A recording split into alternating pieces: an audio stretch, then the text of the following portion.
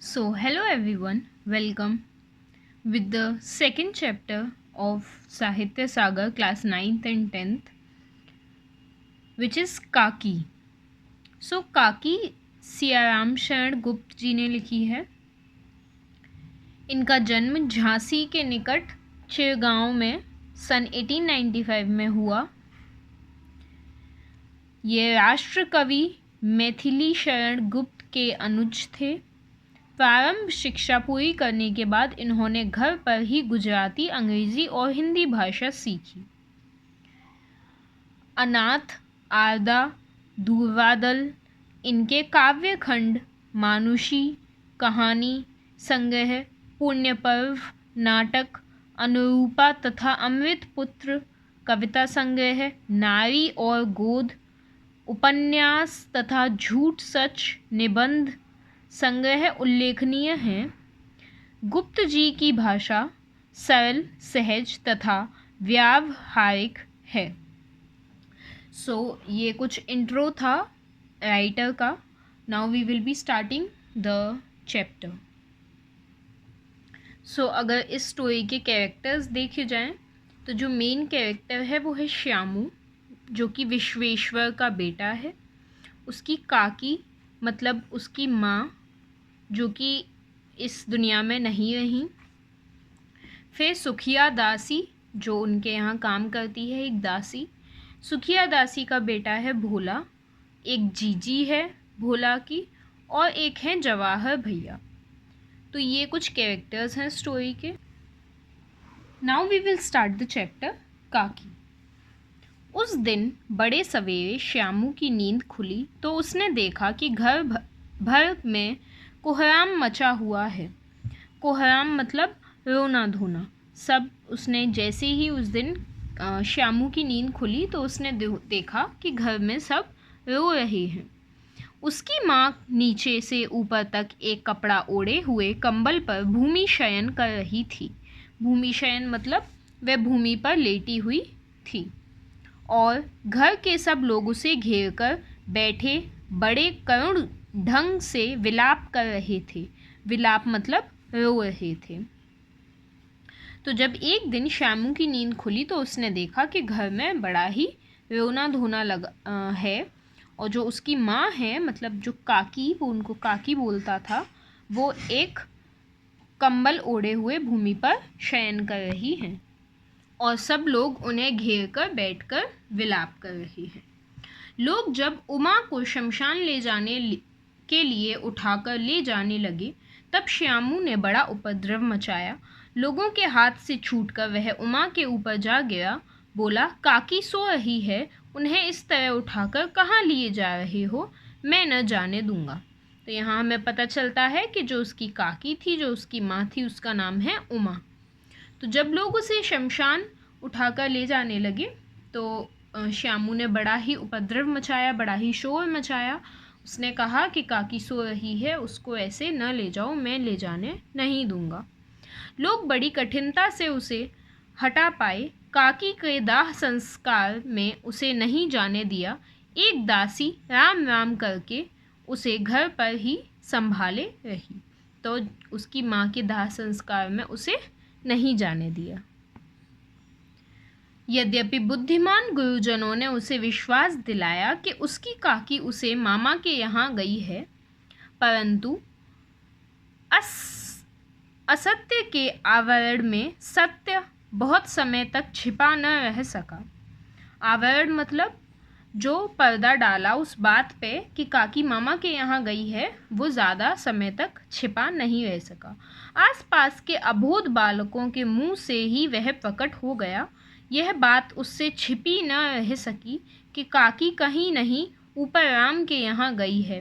काकी के लिए कई दिन तक लगातार रोते रोते उसका रुदन तो क्रमशः शांत हो गया, परंतु शोक शांत न हो सका.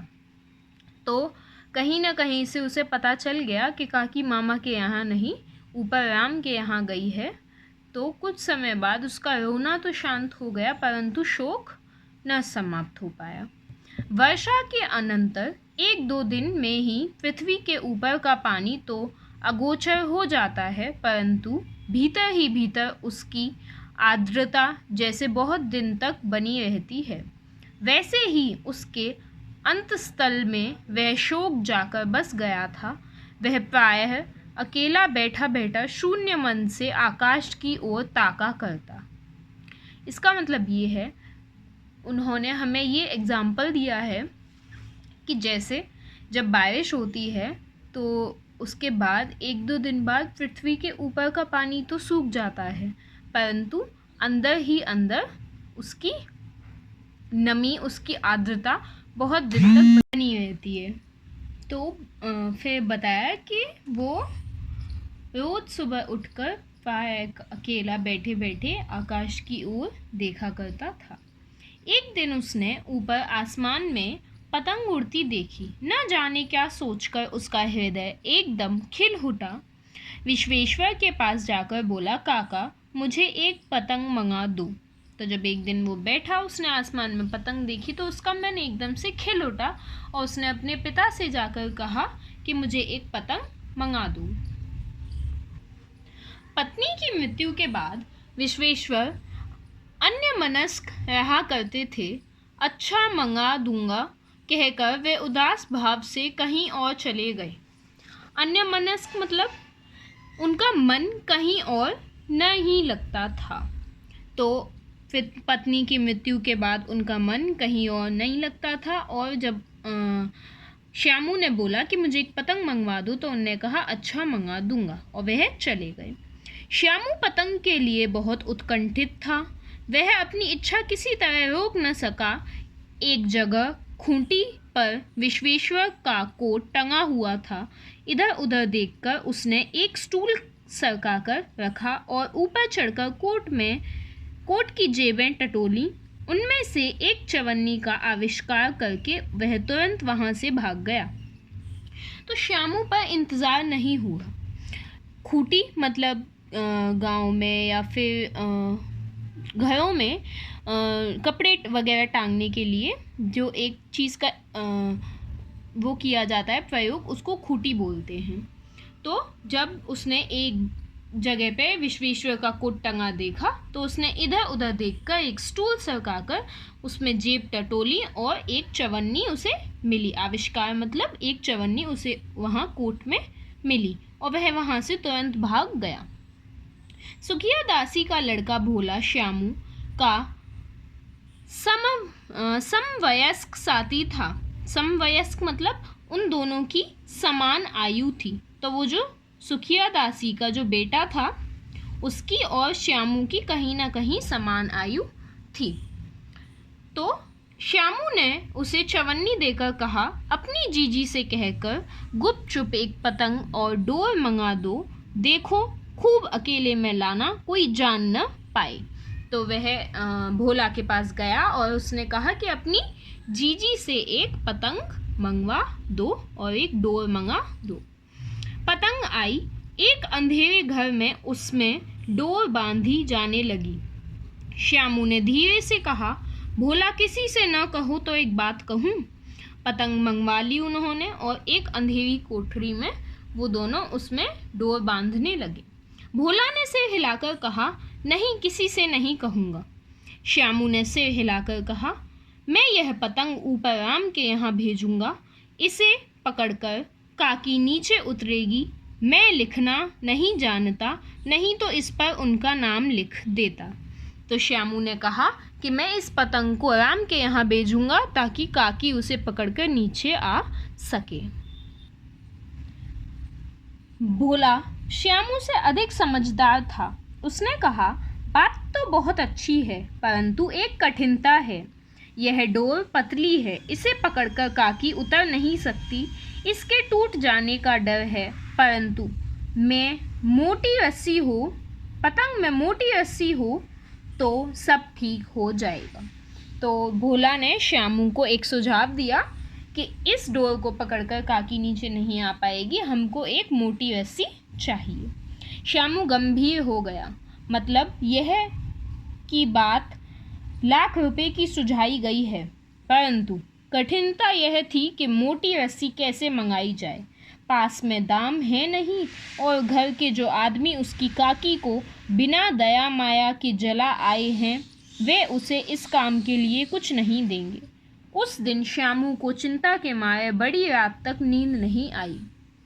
तो जब भोला ने ये सुझाव दिया तो उसने सोचा कि पैसे तो हैं नहीं, अब क्या किया जाए। उसको बड़ी रात तक नींद नहीं आई। पहले दिन की तरकीब से दूसरे दिन उसने विश्वेश्वर के कोट से 1 रुपया निकाला।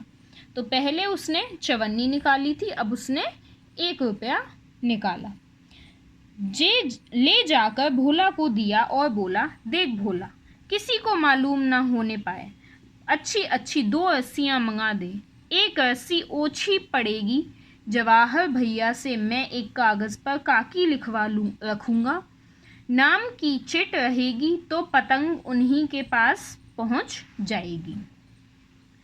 तो उसने भोला से कहा कि 2 रस्सियाँ मंगा ले, 1 रस्सी ओछी पड़ेगी।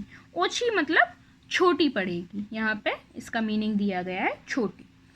जवाहर भैया से वह एक कागज़ पर काकी लिखवा लेगा ताकि वो रस्सी सीधे काकी के पास पहुँच जाए। तो ये उन दोनों ने प्लान बनाया। 2 घंटे बाद प्रफुल्ल मन से श्यामू और भोला अंधेरी कोठरी में बैठे बैठे पतंग में रस्सी बांध रहे थे। अकस्मात शुभ कार्य में विघ्न की तरह उग्र रूप धारण किए हुए विश्वेश्वर वहां आ घुसे। तो जब 2 घंटे बाद जब रस्सियां आ गईं तो वो कोठरी में बैठकर वो बांध रहे थे। उसी समय विश्वेश्वर वहां आ घुसे। भोला और श्यामू को धमका कर बोले, तुमने हमारे कोट से रुपया निकाला है। तो वहाँ अचानक से वह आकर बोले, तुमने हमारे कोट से रुपया निकाला है। भोला सक पकाकर एक ही डांट में मुखबिर हो गया। मुखबिर मतलब अब उनका भेद खुलने वाला था, तो वो एकदम डर गया। श्यामू भैया ने रस्सी और पतंग मंगाने के लिए निकाला था और उसने सीधे डर के मारे विश्वेश्वर से बोल दिया कि श्यामू ने पतंग मंगाने के लिए निकाला था। विश्वेश्वर ने श्यामू को 2 तमाचे जड़कर कहा, चोरी सीखकर जेल जाएगा। अच्छा, तुझे आज अच्छी तरह समझाता हूँ। यह कहकर फिर तमाचे जड़े और कान मलने के बाद पतंग फाड़ डाली। अब रस्सियों की ओर देखकर कहा, ये किसने मंगाई? तो विश्वेश्वर ने जब सुना कि श्यामू ने उसके कोट से पैसे निकाले तो उसे बहुत गुस्सा आई और उसने उसके तमाचे मारे और फिर कान मलने के बाद पतंग फाड़ दी। फिर कहा कि ये रस्सी किसने मंगाई है? भोला ने कहा, इन्होंने मंगाई थी, कहते थे इनसे पतंग तानकर काकी को राम के यहाँ से नीचे उतारेंगे। विश्वेश्वर हतबुद्धि होकर वहीं खड़े रह गए। उन्होंने फटी हुई पतंग उठाकर देखा, उस पर चिपके हुए कागज़ पर लिखा हुआ था काकी। तो जब भोला ने बताया कि इन्होंने बोला था कि काकी को बुलाएंगे, नीचे उतारेंगे, तो विश्वेश्वर एकदम न कुछ सोच पाने वाली अवस्था में हो गए। उन्होंने वह पतंग उठाई तो उस पर लिखा हुआ था काकी। तो यही इस स्टोरी की एंडिंग थी, जिसमें कैसे एक बच्चा अपनी काकी के लिए वो पतंग का सुझाव लेता है क्योंकि इतना दिमाग इस्तेमाल नहीं कर पाते हैं। तो this is the end of the story. And मैंने एक शॉर्ट पोस्ट की है जिसमें इस स्टोरी की एक समरी है in just 20 points, so you can check that video. It will be helpful for you. Thank you. If you like the video, please like, share and subscribe the channel for more videos.